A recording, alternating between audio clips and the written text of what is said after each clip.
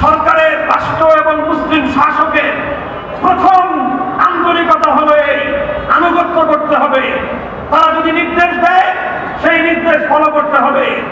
তারা বলেছে সামাজিক যোগাযোগ দূরত্ব রক্ষা করে চলা, সামাজিক যখন দূরত্ব রক্ষা করে চলতে বলবে সেটা রক্ষা করার চেষ্টা করা, এটা হলো শাসকের আনুগত্য করা, এটা করতে হবে। আর এই আনুগত্য করতে হবে, আনুগত্যের একটা সীমারেখা আছে। আনুগত্যের কি আছে? সীমারেখা আছে। সেই সীমারেখাটা কি? যতক্ষণ পর্যন্ত কোরআনের নির্দেশনার ভিতরে থাকবে, হাদিসের হুকুমের ভিতরে থাকবে, আল্লাহ এবং তার রাসূলের আনুগত্যের ভিতরে থাকবে, ততক্ষণ পর্যন্ত শাসকের আনুগত্য চলবে। আল্লাহ না করুন, আল্লাহ না করুন, আল্লাহ না করুন, কখনো যদি কোন অঞ্চলের কোন মুসলিম শাসক মুসলিম জাতির কল্যাণকামিতা আপনার মধ্যে আছে, আপনার আনুগত্য করব, আপনার প্রতি আন্তরিকতা রাখবো। আল্লাহ না করুন যদি কখনো দেখি আপনি কোরআন সুন্নাহর পথ থেকে ভিন্ন পথে ডাইভার্ট হতে চলেছেন, আপনি কোরআনের পথ ছেড়ে অন্য পথের দিকে পরিচালিত হতে শুরু করেছেন, তরবারি তারা সোজা করে দিব।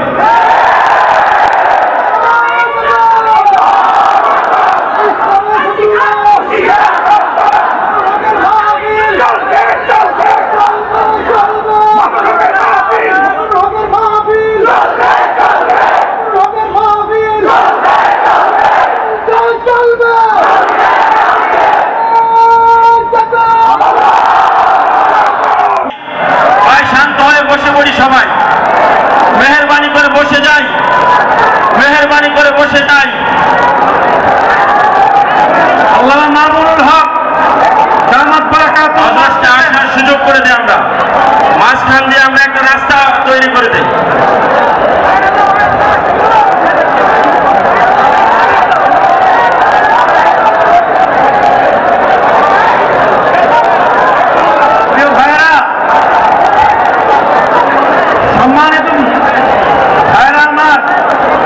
আল্লামা মামুনুল হক সাহেব এদেশের উলামায়ে কেরাম, তাদের অপরাধ হলো একটাই, তারা আল্লাহর নবীর মহব্বতের কথা বলে। আমরা যতদিন বেঁচে থাকবো নবীর ইজ্জতের বিরুদ্ধে কেউ কথা বললে তার টুটি চেপে ধরবো ইনশাআল্লাহ। আমাদের উলামায়ে কেরাম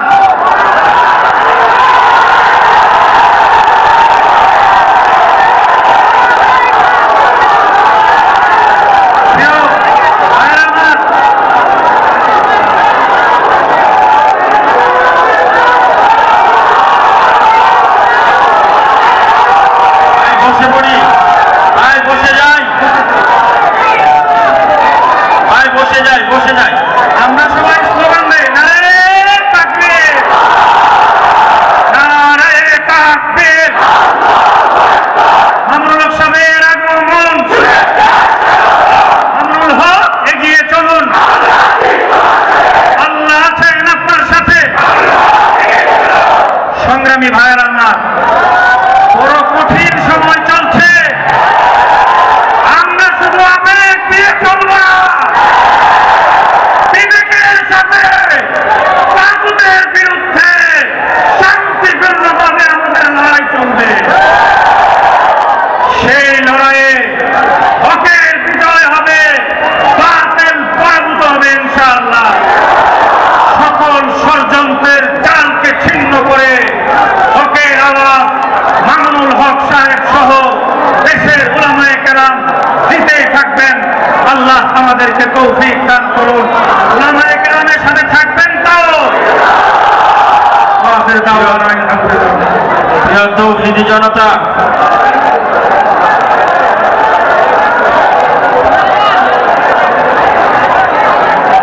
প্রিয় তৌহিদি জনতা, আমরা যার জন্য অধীর আগ্রহে প্রহর বলছি, সেই কাঙ্ক্ষিত মজলুম জননেতা আমাদের মাঝে এসে উপস্থিত হয়েছেন। এজন্য সকলেই বলি আলহামদুলিল্লাহ।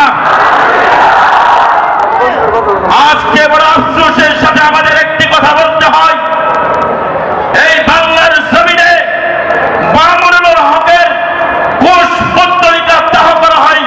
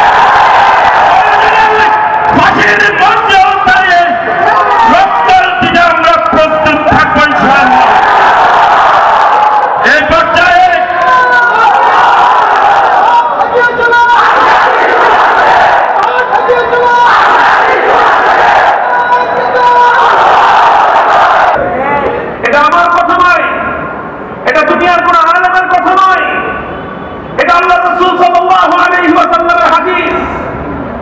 যখন প্রথমে মূর্তি তৈরি করা হয়েছিল, মহৎ উদ্দেশ্য নিয়ে তৈরি করা হয়েছিল, যখন মানুষের অবয়ব বিশিষ্ট এরকম দেহ বিশিষ্ট মূর্তি, যেটাকে আজকে ভাস্কর্য নামে আখ্যায়িত করা হচ্ছে,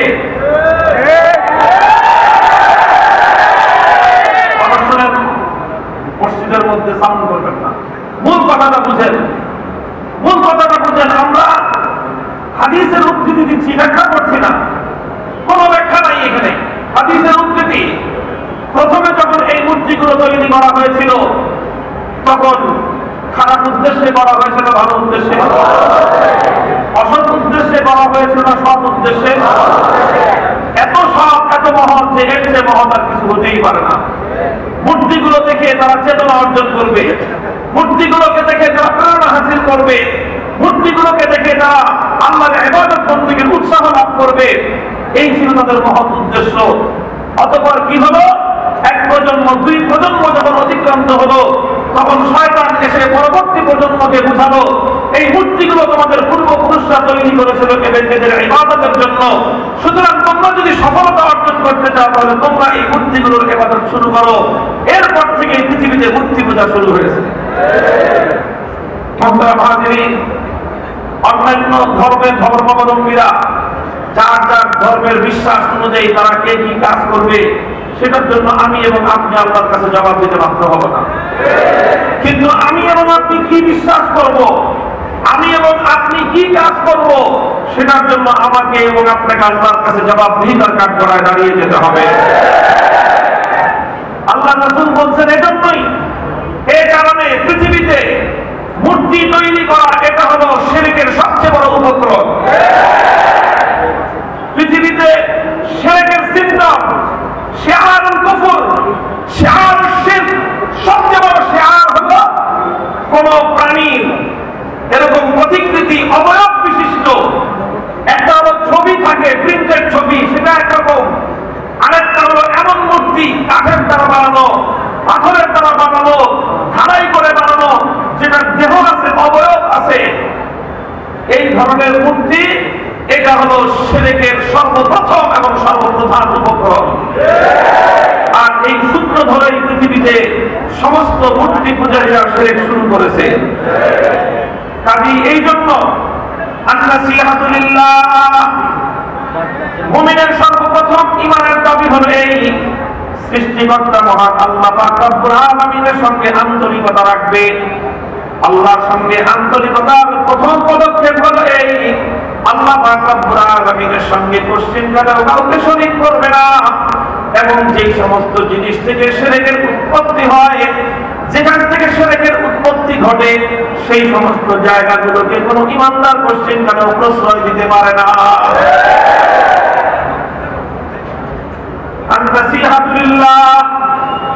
আল্লাহর জন্য আন্তরিকতা রাখতে হবে। আল্লাহর জন্য আন্তরিকতা রাখলে তোমাকে শিরকের সঙ্গে ঘৃণা পোষণ করতে হবে। আল্লাহ রাসূল সাল্লাল্লাহু আলাইহি ওয়াসাল্লাম শিরককে যেমন ঘৃণা করেছেন, শিরকের সঙ্গে যার দূরতম সম্পর্ক আছে সেটাকেও উম্মতের জন্য চরমভাবে প্রত্যাখ্যাত বলে ঘোষণা দিয়েছেন। মূর্তি তৈরি করা এটা হলো পৃথিবীতে শিরকের সবচেয়ে বড় উপলক্ষ। মূর্তি তৈরি করা এটা হলো পৃথিবীতে আল্লাহর সঙ্গে শিরক করার প্রধান আখড়া। এই জন্য ইসলামের মধ্যে চিরতরে মূর্তি তৈরি করাকে হারাম শুধু ঘোষণা করা হয়নি, বরং আসমান আর জমিনের মধ্যে যত অপরাধ এবং যত গুনাহ রয়েছে, সমস্ত গুনাহ অপরাধের মধ্যে মূর্তি তৈরি করা সবচেয়ে ভয়ঙ্কর অপরাধ বলে সাব্যস্ত করা হয়েছে। ইন্না শাদ্দান নাসি আযাবান ইয়াওমাল কিয়ামাতি আল মুসাফফিরুন ইউকালু লাহুম আহয়ু মা খালাকতুম।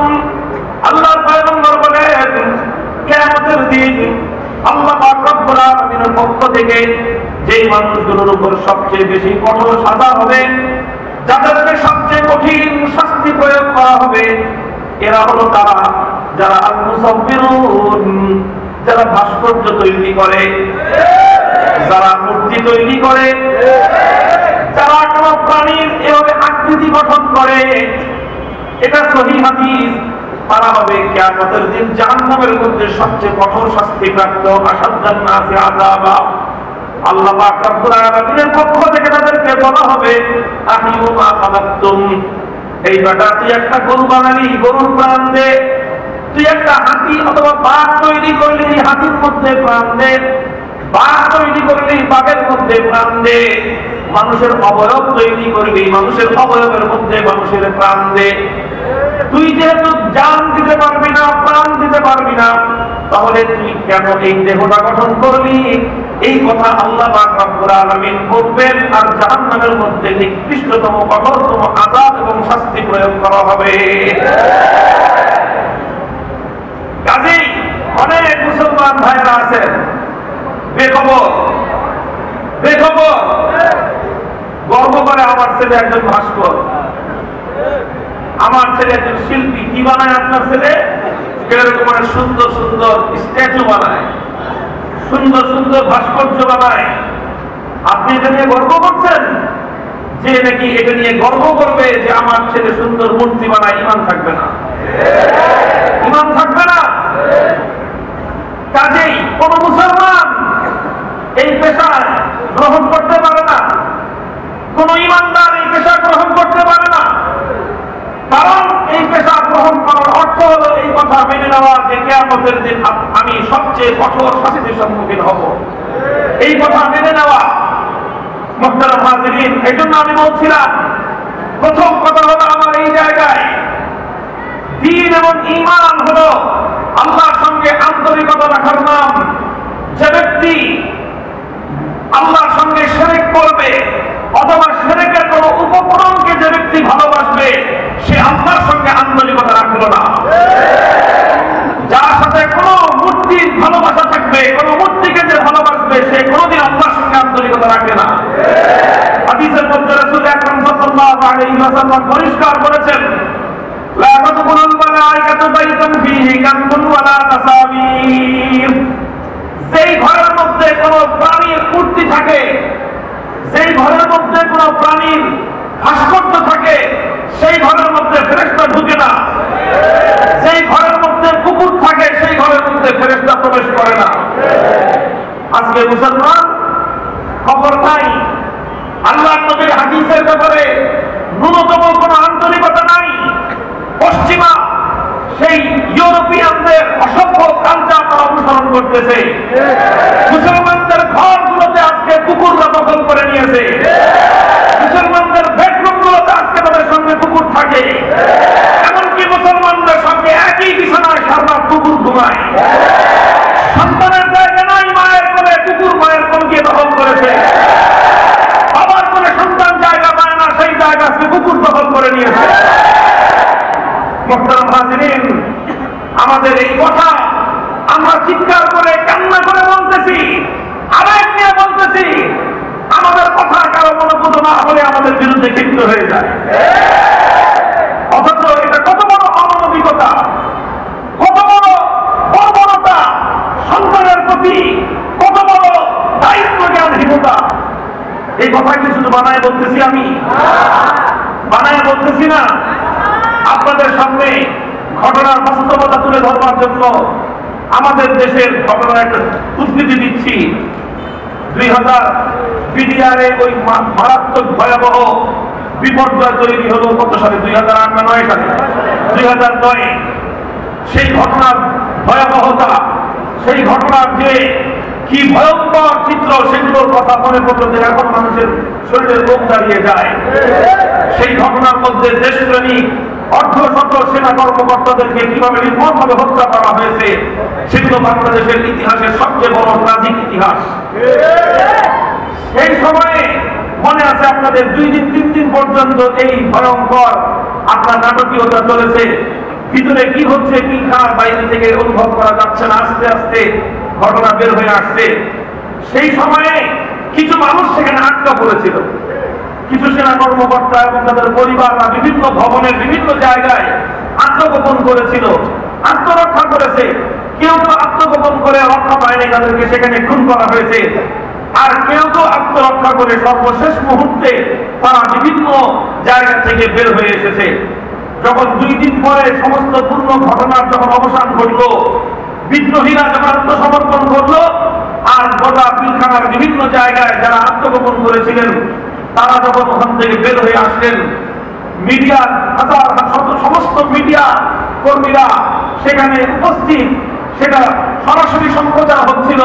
যারা সেনা কর্মকর্তাদের আপনজন সেখান থেকে বের হয়ে আসতেছিলেন, তো সেখানে দেখা গেল এটা মিডিয়াতে সরাসরি লাইভ প্রচার হয়েছে যে একজন কোন সেনা কর্মকর্তার স্ত্রী বের হয়ে আসতেছেন, তার সঙ্গে তার একটা সন্তান, ছোট্ট সন্তান, আর তার একটা কুকুর আর একটা সন্তান নিয়ে তিনি বের হয়ে আসতেছেন। অর্থাৎ 2 দিন পর্যন্ত অবরুদ্ধ অবস্থায়, জীবন মৃত্যুর সন্ধিক্ষণে, মৃত্যুর মুখোমুখি দাঁড়িয়ে শত শত মানুষের মরা লাশ পড়তে থাকতে দেখতেছে, মুহুর্মুহ গুলির আওয়াজ পাচ্ছে, যে কোনো মুহূর্তে নিজেকে মারা লাগতে পারে, এরকম ভীতি এবং আতঙ্কের মধ্যে দিয়ে একজন মহিলা ওই সময়ও কুকুর ছাড়তে পারে না। কুকুরটা নিয়ে তিনি যখন বের হয়ে আসতেছে, আরো নির্মম চিত্র হলো, ছোট বাচ্চাটা হাতে ধরে বাচ্চাটাকে হাঁটাই আনতেছে, কুকুরটাকে কোলে করে আনতেছে। এই দৃশ্য বানায় বললাম না, যদি 9 বছর আগের, 10 বছর আগের, 11 বছর আগের সেই ঘটনাগুলো বিভিন্ন ইলেকট্রনিক মিডিয়াতে এখনো পর্যন্ত সংরক্ষিত আছে, আপনারা দেখতে পারেন। তিনি এসে বলতেছেন, যখন সাংবাদিকরা জিজ্ঞাসা করতেছে কি অবস্থায় ছিলেন, ভীতিকর উৎকণ্ঠিত অবস্থায় বলতেছে, এই 2 দিন আমরা 3 জন এইভাবে জীবন মরণের সন্দেহ করেছিলাম। 3 জন মানে বুঝতে পারছেন, মানে তুমি ওনার সন্তান, ওনার কুকুর। এই হলো মুসলমানের অবস্থা আজকে। সন্তানের স্নেহ মমতার কোন দখল করেছে কুকুর। কুকুরকে ঘৃণা করতে বলি না, কুকুর থাকবে কুকুরের জায়গায়, কুকুরের প্রতি তার প্রতি দায়িত্ব পালন করতে বলা হয়েছে, তার প্রতি সহনশীল থাকতে বলা হয়েছে। আল্লাহ রাসূল সাল্লাল্লাহু আলাইহি ওয়াসাল্লাম একটা কুকুরকেও কষ্ট দেওয়ার অনুমতি দেননি, বরং বুখারী শরীফের হাদিসের মধ্যে স্পষ্ট নবীজি ঘটনা বর্ণনা করেছেন যে আল্লাহ পাক রব্বুল আলামিন একজন জিনাকার নারী, একজন পাপিষ্ঠ নারীকে আল্লাহ পাক ক্ষমা করে দিয়েছেন। অনেক বড় বড় নেক আমলের উসিলায় নয়, নামাজ রোজা হজ যাকাতের উসিলায় নয়, বরং একজন জিনাকারিনী বেশ্যা নারীকে আল্লাহ পাক ক্ষমা করে দিয়েছেন। কেন? সে একদিন একটা কূপের পাড়ে, কুয়ার পাড়ে দেখেছে যে একটা পিপাসার্ত কুকুর তৃষ্ণার্ত অবস্থায় ছটফট করতেছিল, পানির পিপাসায় কষ্ট পাচ্ছিল। সেই মেয়েটা নিজের চামড়ার মোজা খুলে নিজের মাথার ওড়না দিয়ে সেই চামড়ার মোজা বেঁধে কূপ থেকে পানি তুলে সেই কুকুরটার পিপাসা নিবারণ করেছিল। আল্লাহ পাক রব্বুল আলামিন সেই মহিলা আল্লাহর কাছে হাজির হওয়ার পর আল্লাহ বলেছেন, আমার একটা মাখলুকের পিপাসা তুই নিবারণ করলি, যা এই উসিলায় আমি তোকে মাফ করে জান্নাত দিয়ে দিলাম। এই হাদিস আল্লাহ নবী ইরশাদ করেছেন। সুতরাং কুকুরের প্রতি কঠোরতা ইসলাম দেখেনি, কুকুরের প্রতি মানবিক আচরণ করতে বলেছে, কিন্তু কুকুরকে ঘরে ঢুকাতে নিষেধ করেছেন। কুকুরের জায়গা হবে ঘরের বাইরে, কুকুরের জায়গা হবে ঘরের বাইরে। মুসলমানের ঘরে, তার বেডরুমে, তার ড্রয়িং রুমে, তার ডাইনিং রুমে কোনোদিন কুকুর প্রবেশ করতে পারে না। যদি কুকুর প্রবেশ করে তাহলে কি হবে? আল্লাহ নবী বলতেছেন, যেই ঘরের মধ্যে কুকুর ঢুকবে, কুকুর থাকবে, সেই ঘরে রহমতের ফেরেশতা ঢুকবে না। তার মানে আপনি যদি ঘরের মধ্যে মৃত্যুবরণ করেন, আপনি নিজেই আয়োজন করছেন মৃত্যুর সময়ের জন্য আপনি আল্লাহ রহম না পান। কারণ কুকুর রাখার অর্থই হলো গেটের মধ্যে, বাড়ির বাইরে আপনি বড় ধরনের সাইনবোর্ড লিখে দিলেন যে এই ঘরের মধ্যে ফেরেশতা ঢোকা নিষেধ। হাদিস, ঘরের মধ্যে ছোট ছোট মূর্তি দিয়ে ভরা মুসলমানদের ঘরগুলো আজকে শোকেসের মধ্যে বিভিন্ন শোপিস হিসেবে হাতির মূর্তি, বাঘের মূর্তি, কুত্তার মূর্তি, মানুষের মূর্তি, সব মূর্তি দিয়ে আজকে মুসলমানদের ঘরগুলো ভরে গেছে। এই সকল মূর্তিগুলো যারা শোকেসের মধ্যে, ড্রয়িং রুমের মধ্যে, যে কোনো জায়গায় শোপিস হিসেবে ঘরের মধ্যে রাখে, যদি আল্লাহর নবীর হাদিস সত্য হয়ে থাকে, সে ঘরে ফেরেশতা ঢুকবে না, রহমতের ফেরেশতা ঢুকবে না। এই হলো মূর্তির ব্যাপারে ইসলামের কঠোরতা, এই হলো মূর্তির ব্যাপারে আল্লাহর পয়গম্বরের কঠোরতা। অথচ আজ মুসলমান আল্লাহর রাসূলের আদর্শের চেয়ে পশ্চিম পশ্চিমা কালচার, পশ্চিমা সভ্যতা মুসলমানদেরকে কিভাবে গ্রাস করেছে রাস্তাঘাটে মাঝে মাঝে চলতে থাকি। ঢাকা শহরে কত আজব আজব দৃশ্য দেখি। গাড়ি গ্লাস নামাইলে অনেক সময় দেখি পাশের গাড়িতে হয়তো কোনো মহিলা বা কোনো পুরুষ বসা, পাশের সিটে কুত্তা বসা। বাড়িতে যায় কুকুর নিয়ে, মার্কেটে যায় কুকুর নিয়ে, অফিসে যায় কুকুর নিয়ে। কথাগুলো আপনাদের কাছে তিক্ত লাগতে পারে, কিন্তু আজকে মুসলমানদেরকে এইভাবে পশ্চিমা এক একটা কালচার মুসলমানদের ঈমান এবং আমলকে ধ্বংস করে দিচ্ছে। বলছিলাম দ্বীন ওয়ান নাসিহাতু লিল্লাহ, ইসলাম হলো আন্তরিকতার নাম। সর্বপ্রথম আন্তরিকতা রাখতে হবে কার সাথে? আল্লাহর সঙ্গে। আন্তরিকতার সর্বপ্রথম মর্ম হলো কোনোভাবেই আল্লাহর সঙ্গে শিরক করা যাবে না। আল্লাহর পয়গম্বর সাহাবীকে ওসিয়ত করেছেন, লা তুশরিক বিল্লাহি ওয়া ইন কুতিলতা আও হুররিতা। হে আবু যর গিফারি, আমি তোমাকে ওসিয়ত করে গেলাম, তোমাকে ওসিয়ত করে গেলাম, তোমাকে ওসিয়ত করে গেলাম, খবরদার খবরদার কোনদিন আল্লাহর সঙ্গে শিরক করবে না। জীবন যায় জীবন দিয়ে দিবে। তোমাকে যদি কেউ জ্বলন্ত আগুনে নিক্ষেপ করে, আগুনে নিক্ষিপ্ত হওয়াকে তুমি বরদাস্ত করে দিবে, কিন্তু আল্লাহ পাক রব্বুল আলামিনের সঙ্গে কোশ্চিন কেন তুমি শিরক করবে না। তাহলে কোরআন আল্লাহ পাকে কোরআন স্পষ্ট বলছে, ফাজতানিবুর রিজসা মিনাল আওসান, সব ধরনের মূর্তি থেকে তোমরা দূরত্ব অবলম্বন করো। সব ধরনের মূর্তি থেকে মুসলমানদের দূরত্ব অবলম্বন করতে বলা হয়েছে।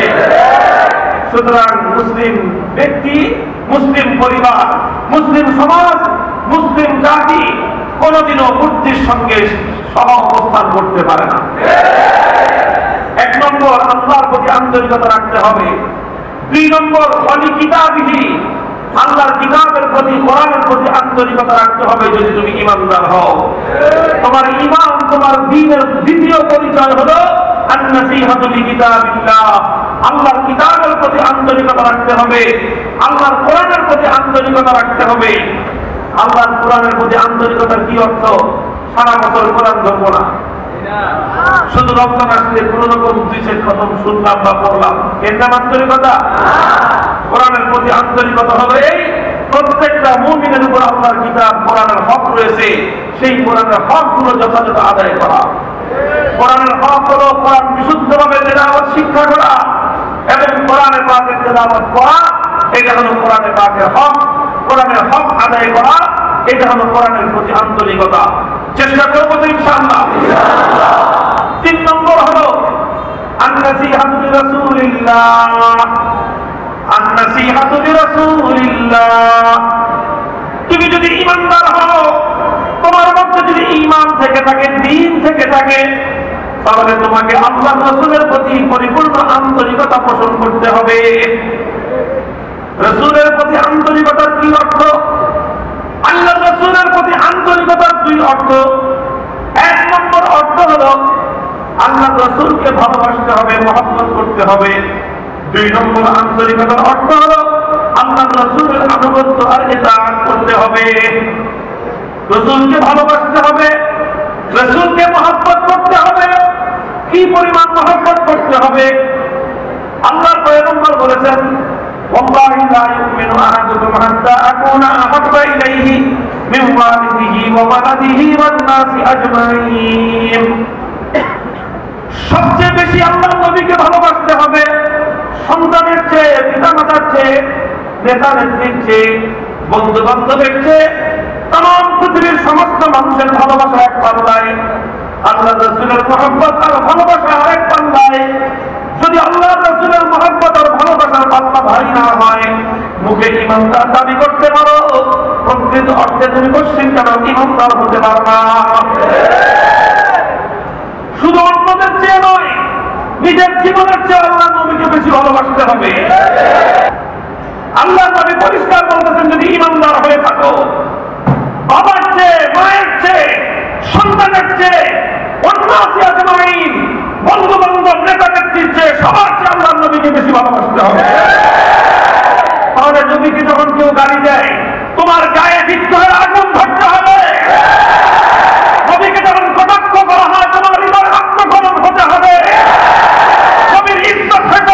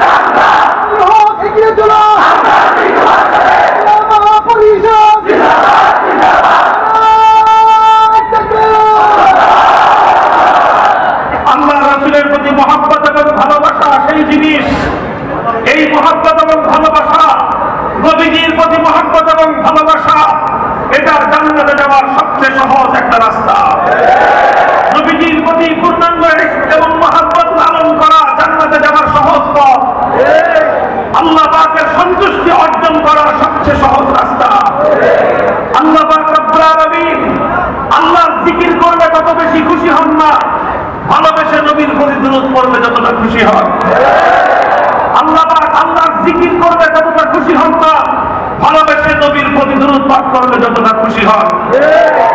একটা হাদিস আপনাদেরকে শুনিয়ে দেই। আজকে সময়টা এমন চলছে, বেঈমানের দল আঘাতে আঘাতে আমার নবীর হৃদয়টাকে কত বিক্ষত করে দিয়েছে।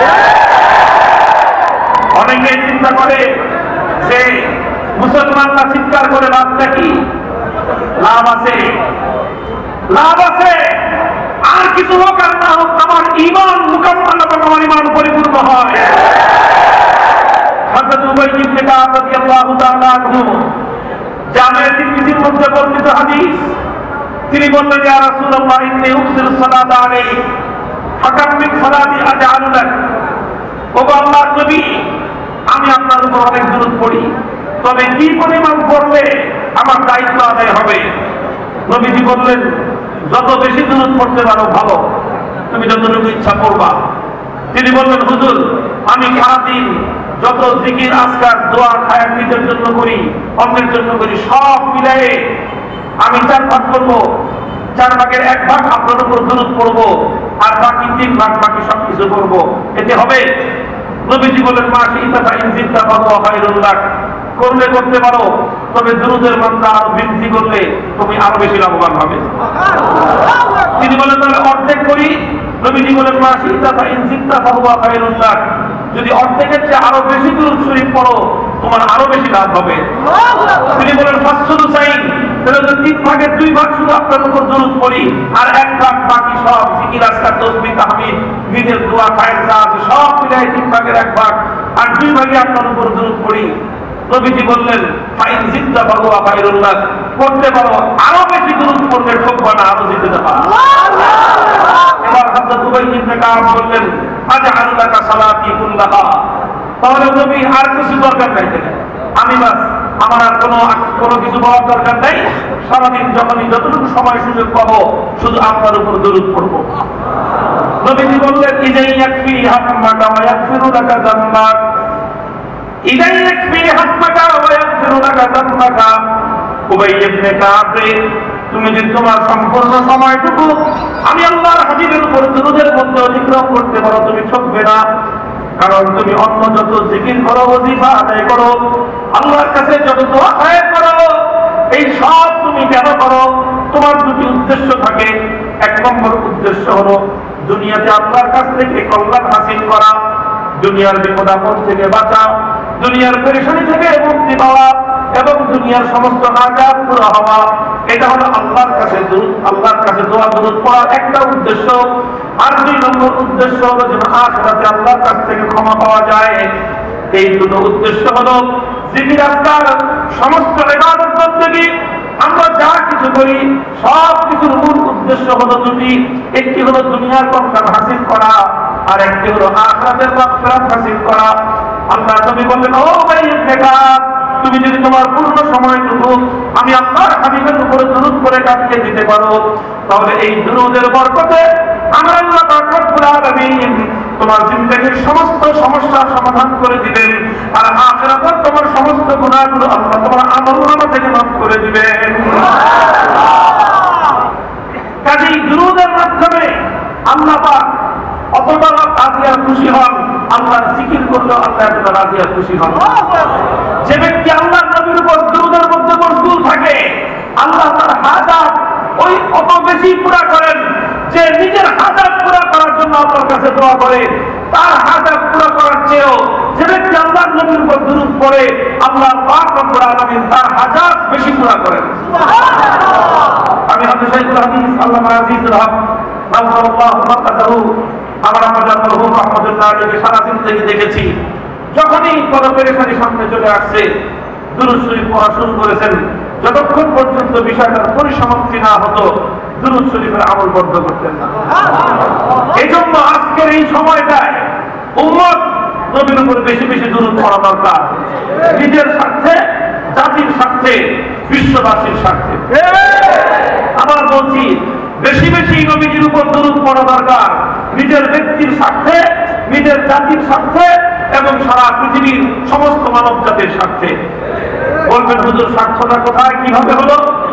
স্বার্থটা বুঝেন। প্রথমে একটা আকীদার কথা শুনে নেন, হায়াতুন নবীর আকীদা। আল্লাহ রাসূল সাল্লাল্লাহু আলাইহি ওয়াসাল্লাম সোনার মদিনা মারবাতে মুবারাকের মধ্যে, রওজা আযহারের মধ্যে আর বাকি সাধারণ 10-15টা মুর্দারের মতো মরা পড়ে নাই, বরং আমার নবী সোনার মদিনার রওজার মধ্যখানে আল্লাহ নবী জিন্দা শুয়ে আছেন। নবীজি জিন্দা নবী, আল্লাহ পাক ওনাকে একটা বিশেষ ধরনের হায়াত দিয়েছেন, নবীজিকে একটা বিশেষ ধরনের হায়াত দিয়েছেন। নবীজি কবরের মধ্যে সাধারণ মুর্দারের মতো নয়, বরং একরকম বিশেষ হায়াত আল্লাহ পাকের পক্ষ থেকে লাভ করেছেন।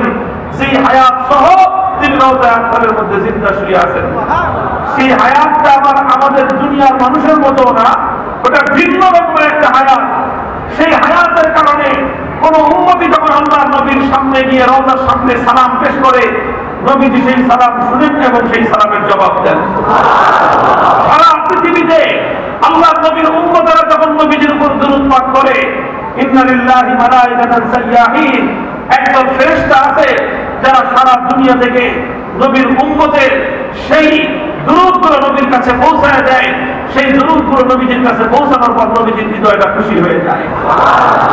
আল্লাহর নবীর উপর উম্মতের বেশি বেশি দুরূদের মাধ্যমে আল্লাহ পাক রব্বুল আলামিন তার নবীকে একটা মাকাম দান করবেন। সেই মাকামটা হলো সর্বোচ্চ মাকাম, সর্বোচ্চ সম্মানিত স্থান, যেটা কুল কায়নাতের মধ্যে সমস্ত নবী রাসূলদের মধ্যে একজন ব্যক্তি লাভ করবেন। সেই আসনটা, সেখানে দোসরা কোনো আসন নাই।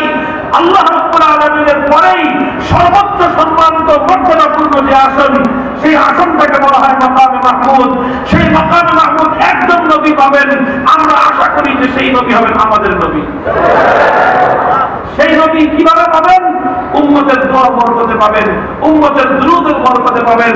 এজন্য নবীর উম্মতেরা যখন নবীর উপর দুরূদ পাঠ করে, উম্মতেরা যখন নবীর উপর ওসিলাত দোয়া করে, উম্মতেরা যখন নবীর জন্য দোয়া করে, তখন আল্লাহ নবী উম্মতের উপর খুশি হয়ে যান। কারণ এই নবীর উম্মতের দোয়ার বরকতে আল্লাহ পাক নবীজিকে সর্বোচ্চ সম্মানিত আসনে অধিষ্ঠিত করবেন। মুহতারাম হাজিরিন, আমার নবী রওজার মধ্যে সাধারণ মুর্দার মতো মরা না জিন্দা। কাজেই দুনিয়াতে যা কিছু হচ্ছে নবীজির কাছে ফেরেশতারা খবর নিয়ে পৌঁছান। যখন ফ্রান্সের শার্লি হেবদো পত্রিকার কুখ্যাত কার্টুনিস্ট ওরা যখন আল্লাহ নবীকে ব্যঙ্গচিত্র অঙ্কন করে নবীজিকে যখন কটাক্ষ করলো, এই সমস্ত দুনিয়ার বদ আমলের কথাগুলো নবীর রওজায় পৌঁছাচ্ছে। যখন আল্লাহ নবী জানতে পারছেন এই পৃথিবীতে নবীকে নিয়ে ব্যঙ্গ করা হচ্ছে, কটাক্ষ করা হচ্ছে, নবীজির শানে গুস্তাখি আর বেয়াদবি করা হচ্ছে, তখন আমার নবীর হৃদয়ে কষ্ট লাগে কি লাগে না? কাজেই আমার মনে হচ্ছে ফ্রান্সের এই বেয়াদবি, ফ্রান্সের এই নবীর সম্মানের উপর আক্রমণ, আমার নবীর ব্যঙ্গাত্মক কার্টুন অঙ্কন, এটা আমার নবীর হৃদয়ের মধ্যে ছুরিকাঘাত করে করে উপর্যুপরি আঘাতে আঘাতে জর্জরিত করে দিয়েছে। নবীর হৃদয় থেকে আজকে রক্তক্ষরণ হচ্ছে। হে মুসলমান, একথা মনে রেখো, একথা মনে রেখো, যখন আল্লাহর নবী হৃদয়ে আহত হয়, আমার নবী যখন ক্ষতবিক্ষত হন, খোদার আরশের মধ্যে কম্পন তৈরি হয়ে যায়। আল্লাহর পক্ষ থেকে কত দুনিয়াতে নেমে আসবার জন্য পাগল করা হয়ে উঠে। তাইফের ময়দানে যখন আমার নবীর রক্ত ঝরেছিল, খোদার আরশের মধ্যে কম্পন তৈরি হয়েছিল। আসমান থেকে ফেরেশতা এসে গিয়েছিল গোটা তাইফ নগরীকে পৃথিবীর ইতিহাস থেকে নিশ্চিহ্ন করে দেওয়ার জন্য। সেদিন যদি আল্লাহর নবী বারণ না করতেন, যদি সেদিন আল্লাহর নবী অনুমতি দিতেন, আজ পৃথিবীর মানচিত্রে তায়েফ নামক কোন জনবসতি খুঁজে পাওয়া যেত। কেন? কারণ ওরা আমার নবীর সঙ্গে বেয়াদবি করেছিল, কারণ ওরা আমার নবীর শরীর থেকে রক্ত ছড়িয়েছিল, কারণ ওরা আমার নবীকে আঘাত আঘাতে জর্জরিত করে দিয়েছিল। নবীকে আঘাত করা দুনিয়াতে আল্লাহর গজবকে টেনে আনে। নবীর সঙ্গে বেয়াদবি করা আল্লাহর পক্ষ থেকে গজব দুনিয়াতে নেমে আসবার কারণ তৈরি হয়। কাজে আজ আল্লাহর নবীর সঙ্গে যে গুস্তাখি করা হয়েছে, আমার ভয় হয় যে এই কারণে দুনিয়াবাসীর উপর আসমানের পক্ষ থেকে গজব নেমে আসতে পারে। এই জন্য উম্মতের করণীয় হলেই নবীজির উপর যদি বেশি বেশি দুরূদ পাঠ করা যায়, তাহলে আমার নবীর হৃদয়টা উপশম হবে, নবীর মনটা খুশি হবে যে আমার দুশমন করবে না। আমার ইজ্জত নিয়ে ছিনিমিনি খেলছে, আমার পরে 200 কোটি উম্মত আমার জন্য দুরূদের হাদিয়া পেশ করছে, আর এই দুরূদের বরকতে কিয়ামতের ময়দানে আল্লাহ পাক আমাকে সর্বোচ্চ সম্মানে অধিষ্ঠিত করবে। কাজেই নবীজির জন্য বেশি বেশি দুরূদ পড়া এটা বর্তমান সময়ের উম্মতের জন্য অনেক বড় করণীয়। আন্দোলন করব, সংগ্রাম করব, মিছিল করব, বিক্ষোভ করব, সেই সঙ্গে নিজে একান্তে বসে হলেও অথবা সম্মিলিতভাবে বসে হলেও দুরূদের আমল বেশি বেশি করবো ইনশাআল্লাহ। মুহতারাম হাজিরিন, আর হলেই আল্লাহ নবীর শান এবং মান বুলন্দ করবার জন্য নিজের যতটুকু অস্থিরতা আছে সবটুকু অস্থিরতা প্রকাশ করতে হবে। এটা সাহাবায়ে কেরামের সুন্নাত। সাহাবীরা যখন শুনেছেন আমার নবী আহত হয়েছে, বরদাস্ত করতে পারেননি, পাগলের মতো উম্মতের মতো রাস্তায় বেরিয়ে পড়েছেন সাহাবায়ে কেরাম। মুহতারাম হাজিরিন, নবীর প্রতি তাদের ইশক এবং মহব্বত আছে। যখন তারা শুনবে দুনিয়ার কোন কুখ্যাত কার্টুনিস্ট, দুনিয়ার কোন কুখ্যাত ব্লগার, দুনিয়ার কোন কুখ্যাত শাসকের রাসূল, দুনিয়ার কোন কুখ্যাত নবীর দুশমন আমার নবীর ইজ্জত নিয়ে ছিনিমিনি খেলেছে, উম্মতের করণীয় কোনো কিছুর পরোয়া করবে না, নিজের ঈমানের প্রমাণ পেশ করবার জন্য মুষ্টিবদ্ধ হাত আরশের দিকে উত্তোলন করে আল্লাহ নবীর ইজ্জতের ঝান্ডা বুলন্দ করবার জন্য বিক্ষোভ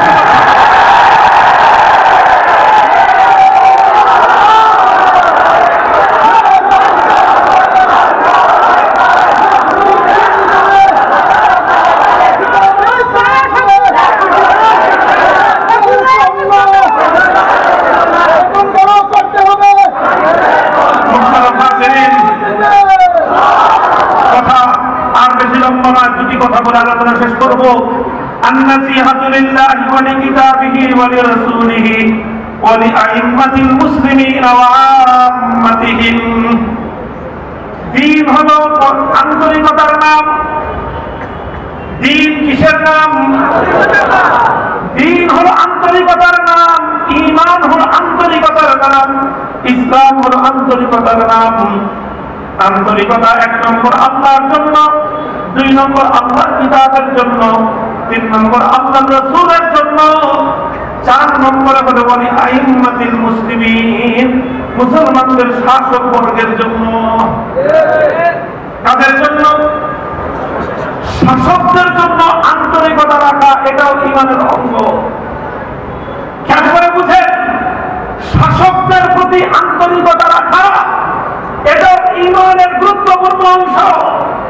আপনি যেখানে বসবাস করবেন, যেই দেশের নাগরিক আপনি, আপনার মুসলিম অধ্যুষিত এলাকায় যারা শাসক থাকবে, যারা ক্ষমতার অধিষ্ঠিত থাকবে, তাদের প্রতি আন্তরিকতা রাখা এটা আল্লাহর পয়গম্বরের সহিহ হাদিস অনুযায়ী ঈমানের অঙ্গ। এখন বলবেন হুজুর, শাসকের প্রতি আন্তরিকতার কি অর্থ? শাসকের প্রতি আন্তরিকতার কি অর্থ? আমি আপনাদেরকে সোনালী যুগের ইতিহাস থেকে 2টি উদ্ধৃতি পেশ করতেছি। এর দ্বারাই বুঝতে পারবেন শাসকের প্রতি আন্তরিকতা কাকে বলা হয়। শাসকের প্রতি সর্বপ্রথম আন্তরিকতা হলো এই, শাসক যতক্ষণ পর্যন্ত আপনাকে আল্লাহর কোরআন এবং নবীর সুন্নাহর ভিতরে থেকে পরিচালনা করবে, ততক্ষণ পর্যন্ত শাসকের আনুগত্য করতে হবে। আপনার উপর যদি এমন কোন ট্যাক্স রাষ্ট্রের পক্ষ থেকে আরোপ করা হয় যেই ট্যাক্স জুলুম হয় না, যেই ট্যাক্সের মধ্যে জুলুম নাই, ইনসাফপূর্ণ ট্যাক্স, জনগণের জন্য সেই ট্যাক্স ফাঁকি দেওয়া হারাম। সরকারের যে সমস্ত খরচ আমাদের থেকে সার্ভিস দেওয়ার বিনিময়ে ইনসাফের সাথে যে সকল সার্ভিস চার্জ দেওয়া হয়, সেই সকল সার্ভিস চার্জ এটাকে ধোঁকাবাজি করা, সেই সকল সার্ভিস চার্জ না দেওয়া এটা হারাম, খেয়ানত এটা। যেমন যেমন বাংলাদেশ রেলওয়ে সরকারি প্রতিষ্ঠান। রেলওয়ে কি প্রতিষ্ঠান? সরকারি প্রতিষ্ঠান। আপনি রেলে ভ্রমণ করবেন, ভ্রমণের বিনিময়ে আপনার কাছ থেকে একটা ভাড়া নেবে কি নেয় না? রেলের যে ভাড়া এটা কি ইনসাফপূর্ণ না জুলুমপূর্ণ? আপনি যদি বাসে যান বা অন্য কোনো পরিবহনে যান, যে পরিমাণ ভাড়া লাগে সরকারি ট্রেনে তার চেয়ে ভাড়া কম লাগে না বেশি লাগে? কম লাগে। তাহলে এই ভাড়াটা এটা জুলুমের ট্যাক্স নয়, বরং এটা ইনসাফের সার্ভিস চার্জ। সুতরাং এই সার্ভিস চার্জ এটাকে কখনোই মেনে দেওয়া যাবে না। এটা মেনে দিলে আপনি গোটা জাতির হক নষ্ট করবেন, কিয়ামতের দিন হিসাব দিতে হবে। এই জন্য অতীত জীবনে যদি কেউ এরকম করে থাকেন সেটার কাফারা দিতে হবে। কি দিতে হবে? আপনারা নরসিংদীর মানুষ, নরসিংদীতে রেজিস্ট্রেশন আছে, যে সমস্ত এলাকায় রেজিস্ট্রেশন তারা সরকারি এই খাতে অনেক ধরনের অনেক খাতি দিয়ে থাকেন। ট্রেনে ভ্রমণ করেছেন, ভাড়া দেন নাই, এরকম আছে না নাই? সেই সমস্ত অতীতের ভাড়াও পরিশোধ করতে হবে। নামাজ যেরকম কাজা হয়ে গেলে নামাজ কাজা করতে হয়, রেলের ভাড়া না দিয়ে ভ্রমণ করে থাকলে অতীতের সমস্ত ভাড়া পরিশোধ করতে হবে। করবেন হুজুর, পরিশোধ করবো কাকে? টিটির কাছে? টিটির কাছে টাকা দিলে সরকার হবে? ওই টাকা তো টিটি এমনি খেয়ে ফেলবে, সম্ভাবনা এটারই বেশি। কি করতে হবে? রেলের ভাড়া, অতীতের রেলের ভাড়া যেগুলো পরিশোধ করা হয় নাই, সরকারি সার্ভিস চার্জ, বিদ্যুৎ বিল, গ্যাসের বিল অথবা অন্য যে সমস্ত সার্ভিস চার্জ ইনসাফের সাথে সরকার নেয়, সেই সমস্ত সার্ভিস চার্জগুলোর নিয়ম হলো যদি কখনো এটা বকেয়া পড়ে যায় তাহলে আপনাকে যেই পরিমাণ আপনি ভ্রমণ করেছেন সেই পরিমাণ ভ্রমণের টিকিট কেটে ওটাকে ছিঁড়ে ফেলে দিতে হবে, ভ্রমণ করা যাবে না। টাকাটা কোথায় চলে গেল? কোথায় চলে গেল? সরকারের খাতে চলে গেল। আপনি নতুন করে ভ্রমণ করবেন না, অর্থাৎ সার্ভিস নিবেন না, টাকা দিয়ে দিলেন। এটা অতীতে যে ধোঁকাবাজি করেছিলেন সেটার কাফারা হয়ে গেল। তাহলে সরকারের বিধি এবং নিয়মানুবর্তিতার সাথে যে সকল ট্যাক্স গুলো আছে সেই সকল ট্যাক্স গুলোতে ফাঁকি দেওয়া যাবে না। আর কোন ট্যাক্স যদি জুলুমের হয়, বেইনসাফির হয়, সেটার ব্যাপারে ওলামায়ে কেরামের ফতোয়া আছে, মুফতি সাহেবদের সাথে আলোচনা করে সেখানে আমল করবেন। সরকারের, রাষ্ট্র এবং মুসলিম শাসকের প্রথম আন্তরিকতা হলো এই, আনুগত্য করতে হবে। তারা যদি নির্দেশ দেয় সেই নির্দেশ ফলো করতে হবে। তারা বলেছে সামাজিক যোগাযোগ দূরত্ব রক্ষা করে চলা, সামাজিক যখন দূরত্ব রক্ষা করে চলতে বলবে সেটা রক্ষা করার চেষ্টা করা, এটা হলো শাসকের আনুগত্য করা, এটা করতে হবে। আর এই আনুগত্য করতে হবে, আনুগত্যের একটা সীমারেখা আছে। আনুগত্যের কি আছে? সীমারেখা আছে। সেই সীমারেখাটা কি? যতক্ষণ পর্যন্ত কোরআনের নির্দেশনার ভিতরে থাকবে, হাদিসের হুকুমের ভিতরে থাকবে, আল্লাহ এবং তার রাসূলের আনুগত্যের ভিতরে থাকবে, ততক্ষণ পর্যন্ত শাসকের আনুগত্য চলবে। আল্লাহ না করুন, আল্লাহ না করুন, আল্লাহ না করুন, কখনো যদি কোন অঞ্চলের কোন মুসলিম শাসক মুসলিম জাতির কল্যাণকামিতা আপনার মধ্যে আছে, আপনার আনুগত্য করব, আপনার প্রতি আন্তরিকতা রাখবো। আল্লাহ না করুন যদি কখনো দেখি আপনি কোরআন সুন্নাহর পথ থেকে ভিন্ন পথে ডাইভার্ট হতে চলেছেন, আপনি কোরআনের পথ ছেড়ে অন্য পথের দিকে পরিচালিত হতে শুরু করেছেন, তরবারি তারা সোজা করে দিব।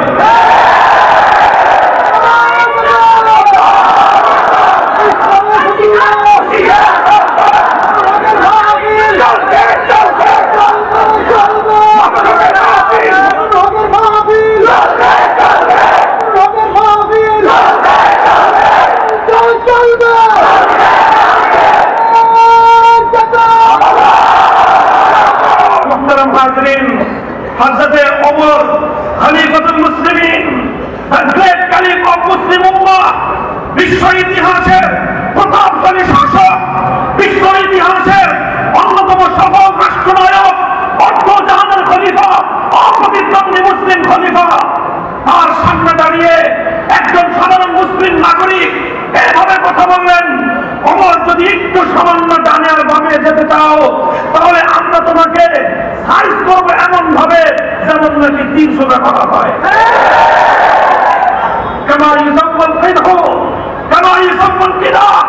তীর যেভাবে সোজা করা হয় ওমর, আমরা তোমাকে ওইভাবে সোজা করে ছেড়ে দিব। যে উম্মত ওমরের মতো মানুষকে কথা বলতে পারে, ডানে পথে চলতে চাইবা, উম্মতে মুসলিমা জিন্দা থাকতে তাদের শাসক বিপদগামী হবে, তারা এটা মেনে নেবে না। শাসকরা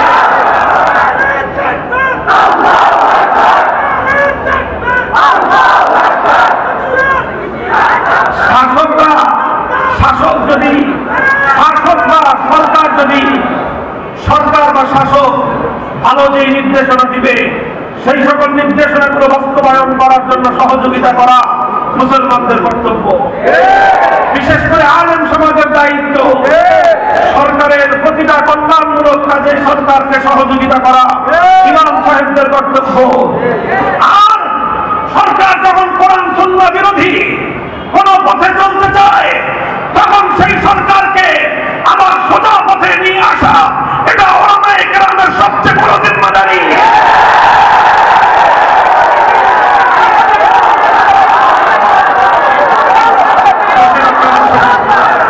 একটু শান্ত হন, স্লোগান দিবেন না। আমার মূল কথাটা সেনসিটিভ একটা কথা, স্পর্শকাতর একটা কথা, আমরা স্পষ্ট পয়গাম পৌঁছে দিতে চাই। আমরা একটা কথা বলতে চাই, আমরা সরকারের প্রতি সর্বোচ্চ আন্তরিকতা পোষণ করি। কেন করি? কারণ এটা আমার রাসূলের নির্দেশ। কেন করি? কারণ এটা আমার ঈমানের অঙ্গ। এটা আমার ঈমানের অঙ্গ। সহিহ বুখারী মুসলিম শরীফের হাদিস, আন-নাসি আদুল আইম্মাতিল মুসলিমিন, যারা মুসলমানদের শাসক হবে কিয়ামত পর্যন্ত তাদের কল্যাণকামিতা করতে হবে, তাদের প্রতি আন্তরিকতা রাখতে হবে। আন্তরিকতার অর্থ চাটুকারিতা নয়। দুঃখ লাগে, সরি বলি। আন্তরিকতার অর্থ চাটুকারিতা নয়। পৃথিবীতে যত অকল্যাণ এই পৃথিবীতে হয়েছে এর অধিকাংশ অকল্যাণ করছে চাটুকার শ্রেণী। দালাল আর চামচারাই সকল বড় মানুষদের পতনের কারণ হয়। চাটুকারিতা কাকে বলে জানেন? চাটুকারিতা বলা হয়, সাহেব যদি কহেন ফলটা ছিঁড়ে আনো, গোসাহেব গাছটাই উপরে নিয়ে আসে। সাহেব যদি কহেন রাত 12টার সময়, এখন তো দিনের বেলা, মুসাহেব বলিবেন হ্যাঁ হ্যাঁ জি সাহেব, ওই যে আকাশে সূর্য দেখা যায়। চামচামি আর চাটুকারিতা কাকে বলে? সাহেব যদি বলেন দিনের 12টার সময়, এখন তো রাতের বেলা, মুসাহেব কহিবেন জি আজকে হুজুর, ওই যে আকাশে চাঁদ তারকা দেখা যায়। সাহেবের কথায় দিনের দুপুরে যে আকাশের চাঁদ আর তারকা দেখে, আর সরকারের কথায় রাতের অন্ধকারে আকাশে যে সূর্য দেখে, তাদেরকে বলা হয় চাটুকারের দল।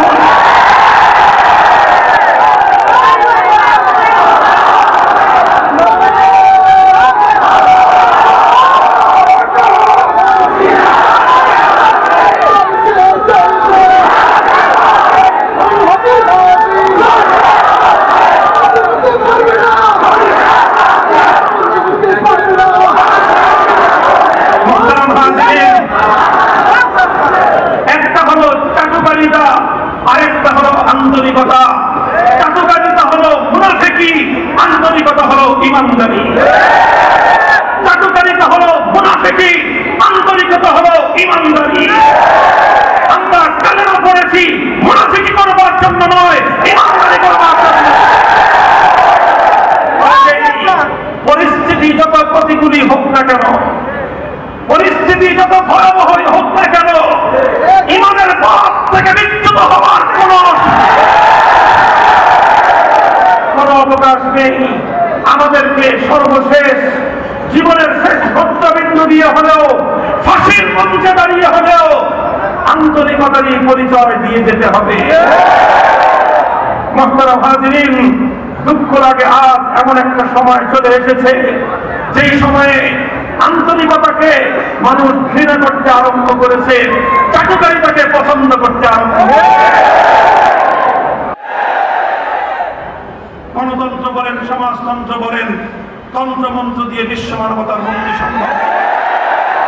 ইসলামী বিশ্ব মানব জাতির মুক্তির একমাত্র মূল মন্ত্র। যেহেতু গণতন্ত্র আমাদের উপর চাপাইয়া দিচ্ছেন, বাধ্য হয়ে কিছুটা মানতেই হয়, সেটা তো মানি। তবে গণতন্ত্রের মধ্যে অনেক কিছুই আছে কুফুরি কথা, কিছু আবার ভালো কথাও আছে। গণতন্ত্রে একটা ভালো কথা, সেটা হলো জনগণের মতামত দেওয়ার স্বাধীন অধিকার আছে। আপনাদের এটা সাংবিধানিক অধিকার, গণতান্ত্রিক অধিকার, নাগরিক অধিকার। সেই অধিকারের জায়গা থেকে ঈমানের দায়িত্ব আদায় করবার জন্য বলছি, ভাস্কর্য মূর্তি নির্মাণ করাটা এটা আত্মঘাতী সিদ্ধান্ত। বিশেষ করে মরহুম বঙ্গবন্ধু শেখ মুজিবুর রহমান, বাংলাদেশের স্বাধীনতার মহানায়ক, এমন একজন মুসলিম নিহত, একজন মৃত ব্যক্তি, আমাদের ধারণা অনুযায়ী যিনি ঈমানের উপর মৃত্যুবরণ করেছেন, সেজন্য আমরা ওনার রূহের মাগফিরাত কামনা করি। আল্লাহ পাক ওনাকে জীবনের ভুল ত্রুটি মাফ করে জান্নাত নসিব করুন।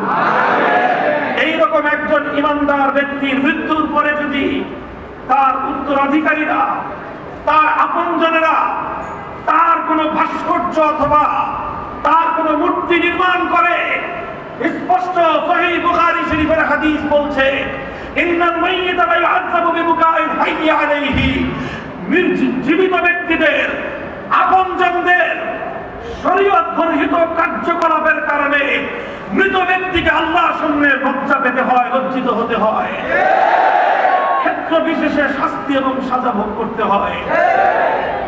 আমরা সেই জায়গা থেকে একজন মুসলিম হিসেবে, মুসলিম আল মুসলিম আকুল মুসলিম, আল মুমিন আকুল মুমিন হিসেবে আমরা বঙ্গবন্ধুর রূহের মাগফিরাত কামনা করি। আমরা চাই না আপনাদের কোন কর্মের কারণে কবরের মধ্যে তারা আযাব হোক। আমরা চাই না তিনি আল্লাহর দরবারে লাঞ্ছিত এবং লজ্জিত হয়ে যান। এজন্য আমরা উপদেশের সুরে, নসিহার সুরে বলছি, বলবো, বলতেই থাকবো। আমাদের দায়িত্ব বলা, আমাদের দায়িত্ব আপনাদের কর্মকুহরে মেসেজগুলো পৌঁছে দেওয়া। আমরা দায়িত্ব পালন করছি, আমরা বড় বক্তব্যগুলো বলে দিচ্ছি। মেহেরবানি করে অন্তত নিজেদের হাতে এই আত্মঘাতী কোনো কাজ করবেন না। মাননীয় প্রধানমন্ত্রী, আজ আপনি যদি আপনার বাবার মূর্তি বানান, ভাস্কর্যের নামে বানান, যাই বানান, বাংলা ভাষা আমরা পড়াশোনা করেছি। বাংলাদেশের বাংলা ভাষার যে কোনো ডিকশনারি খুলেন, সেই ডিকশনারির মাধ্যমে প্রমাণ করেন ভাস্কর্য আর মূর্তি দুই জিনিস। সারেন্ডার করবো আপনাদের সামনে।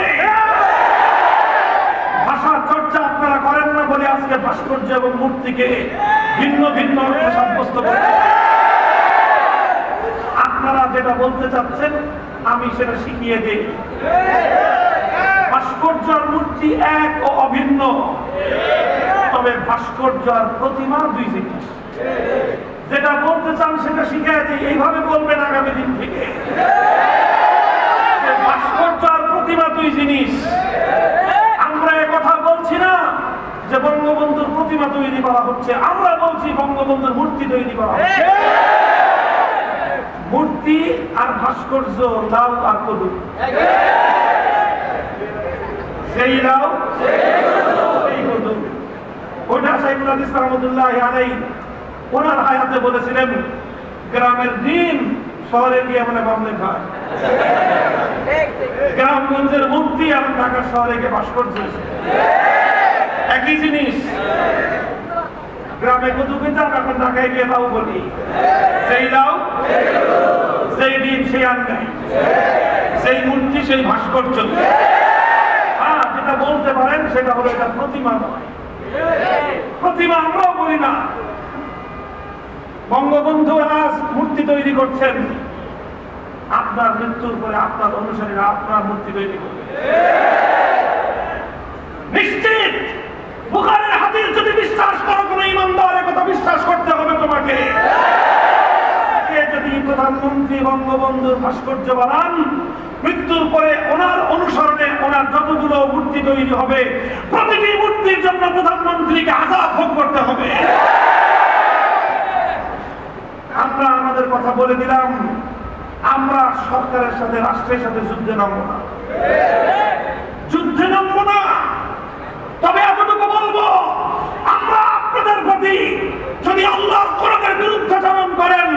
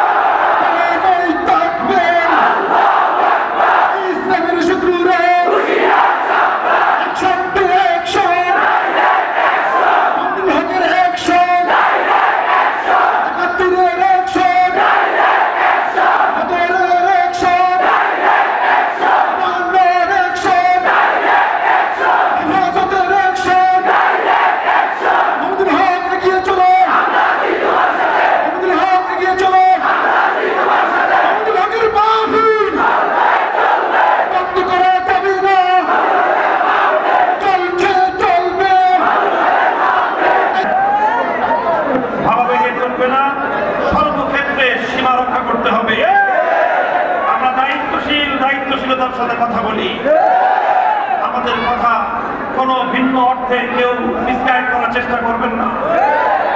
পরিষ্কার কথা, এটা এই কথা বলা, রাষ্ট্রের কল্যাণ কামিতা করা, সরকারের কল্যাণ কামিতা করা, জনগণের কল্যাণ কামিতা করা, এটা ঈমানের অঙ্গ। আমাদের কাজ হলো সতর্ক বাণী পৌঁছে দেয়া। ওমা আলাইনা ইল্লাল বালাগ, সতর্ক বাণী আমরা পৌঁছে দিলাম। এরপরে যদি আপনারা কোনো আমাদের এই সতর্ক বার্তা যদি ভালো না লাগে, আন্তরিকতার চেয়ে চাটুকারিতাই যদি আপনাদের কাছে পছন্দ হয়, নাস্তিক, মুরতাদ, মূর্তিপ্রেমী, সেই ইসলাম বিদ্বেষী বামপন্থী গোষ্ঠী যাদের কাছে একত্ববাদের চেয়ে, তাওহীদের চেয়ে মূর্তির প্রেম অগ্রাধিকার পায়, তারা যদি আপনাদের কাছে আমাদের চেয়ে বেশি ভালোবাসার পাত্র হয়ে যায়, সেটা দুঃখজনক এবং আমাদের কপাল বলতে হবে। গুটি কয়েক চামচা, গুটি কয়েক বামপন্থী, গুটি কয়েক মূর্তিপ্রেমী, গুটি কয়েক হিন্দুয়ানি সংস্কৃতিতে বিশ্বাসী, মুখে ইসলাম বললেও ইসলামের চেয়ে মূর্তির প্রেম তাদের হৃদয়ে যাদের বেশি, তাদের কথা যদি এদেশের আলেম সমাজের কথার চেয়ে বেশি গুরুত্বপূর্ণ হয়, বেশি মূল্যবান হয়ে যায়, তাহলে আগামী দিনে আমরা আমাদের পথ জনগণের কাছে স্পষ্ট করে দেব। আল্লাহ পাক রব্বুল আলামিন আমাদেরকে বুঝবার তৌফিক দান করেন। কথা বলছিলাম, দিন হলো আন্তরিকতার নাম। 1 নম্বর আন্তরিকতা কার জন্য? 2 নম্বর আন্তরিকতা আল্লাহর কিতাবের জন্য। 3 নম্বর আন্তরিকতা আল্লাহর রাসূলের জন্য। 4 নম্বর আন্তরিকতা হলো মুসলিম শাসক বর্গের জন্য। 5 নম্বর আন্তরিকতা হলো সাধারণ মানুষের জন্য। জনগণের জন্য যেটা কল্যাণ হবে সেটা আমরা বলে দিব, মানুষের জন্য যেটা কল্যাণ হবে আমরা বলে দিব। আমি জানি এই বছর একটু আখেরি কথা, এখানে অনেক মানুষ আছেন, একটা পয়েন্টে আমরা সবাই ঐক্যবদ্ধ, সেই পয়েন্টের নাম হলো ঈমান। আমরা বিভিন্ন ভাবে বিভিন্ন মত পার্থক্য থাকতে পারে, রাজনৈতিক ভাবে আপনারা এক একজন এক এক মতাদর্শী হতে পারেন। কেউ আওয়ামী লীগের লোক আছেন এখানে অনেক, বিএনপির লোক আছেন অনেক, বিভিন্ন রাজনৈতিক মত পার্থক্য থাকতে পারে, কিন্তু ঈমান এবং ইসলামের প্রশ্নে আমরা এক। এই জায়গাটা থেকে বলছি, যারা বঙ্গবন্ধুকে ভালোবাসেন, এই ভালোবাসার মধ্যে আমার কোনো আপত্তি নাই, বরং একজন মুসলিম জাতির মহান মহান নেতাকে ভালোবাসা, এটা দেশের প্রতি ভালোবাসার পরিচায়ক। ঠিক তদ্রুপ যারা বিএনপি করেন, মরহুম প্রেসিডেন্ট শেখ জিয়াউর রহমানকে আপনারা ভালোবাসেন, দেশের অগ্রগতি উন্নতিতে তার অনেক অবদান আছে, ভালোবাসেন, কোনো আপত্তির কিছু নাই। আপনাদেরকে বিশেষ করে বলবো, যারা বঙ্গবন্ধুর সৈনিক বলে স্লোগান দেন, আপনাদের এখন একটা স্লোগান হবে, আমরা বেশি কথা বলতে গেলে আমাদেরকে বলে মৌলবাদী, আমাদেরকে বলে জঙ্গিবাদী। ট্যাগ নাই, যে ট্যাগগুলো আমাদেরকে ওই বামপন্থী নাস্তিকের দল না দেয়। আমরা কথা বলতে গেলে, প্রতিবাদ করতে গেলে আমাদেরকে নানাভাবে হয়রানির শিকার হতে হয়। এজন্য আওয়ামী লীগের সকল ইমানদার কর্মীদের প্রতি আমি নসিহত করতেছি, ওসিয়ত করতেছি, কিয়ামতের দিন আপনারা আমাদেরকে ধরতে পারবেন না। আমরা আপনাদেরকে আল্লাহর আদালতে দাঁড়িয়ে বলে দিব, সমস্ত আওয়ামী লীগের কর্মীদেরকে বলেছিলাম, যদি বঙ্গবন্ধুকে ভালোবেসে থাকেন, আপনাদের দলকে, আপনাদের সরকারকে বঙ্গবন্ধুর মূর্তি নির্মাণ করবার আত্মঘাতী সিদ্ধান্ত থেকে আপনারাই বারণ করেন। আল্লাহ পাক রব্বুল আলামিন আমাদের দেশকে, আমাদের জাতিকে, আমাদের সরকারকে সব ভুল ভ্রান্তি থেকে, বিপদগামিতা থেকে আল্লাহ পাক হেফাজত করেন।